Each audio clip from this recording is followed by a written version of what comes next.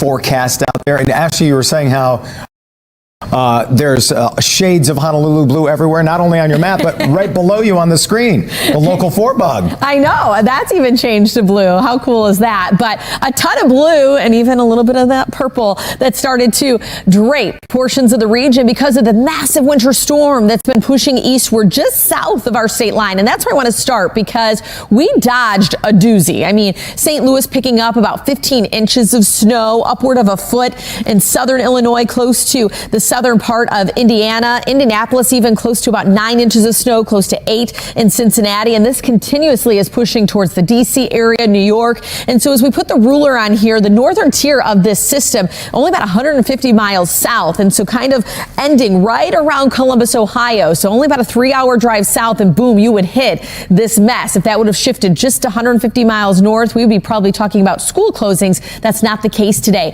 So as the kids are getting ready to head out the door, go to the bus stop, they need to bundle up. Our headline will be the cold, but you see the snow to our south. It's still pretty persistent, so we'll be adding to those totals.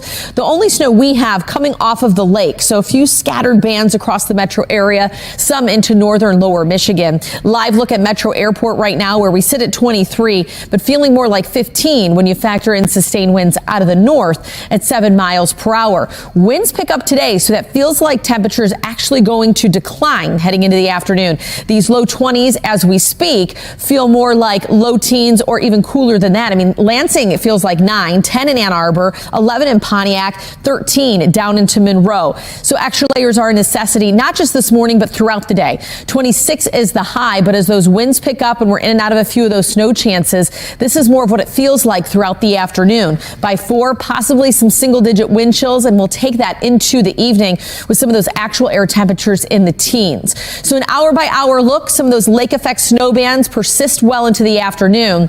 Not everyone's going to see that, but it is worth noting that overnight we get a little more persistent snow along the shoreline of the thumb, and that's where we have a better chance of that snow sticking. So how much snow are we talking about here? Well, the farther south you go, you're really not going to see much, but along M59 or so, you might get about 1/3 of an inch, so we're talking a dusting or so. But Port Huron, Lapeer, Sandusky, northward, upward of 1 to 2 inches of snow. So the temperature outlook will be the headline for a while, and this is worth noting. This is taking us towards the end of January. The outlook from the Climate Prediction Center, below average here across Detroit, but really across a good chunk of the nation. And so the feels like forecast, it's cold this morning, but check this out. By Thursday morning, we're waking up to sub-zero wind chills. That's what the kids are going to have to stand outside in at the bus stop by Thursday morning. And then we have some snow chances working in with a clipper system by the end of the week going into the weekend. However, what's not going to change these highs, we don't even get to the freezing mark for a high temperature over the next week. We stay in the 20s.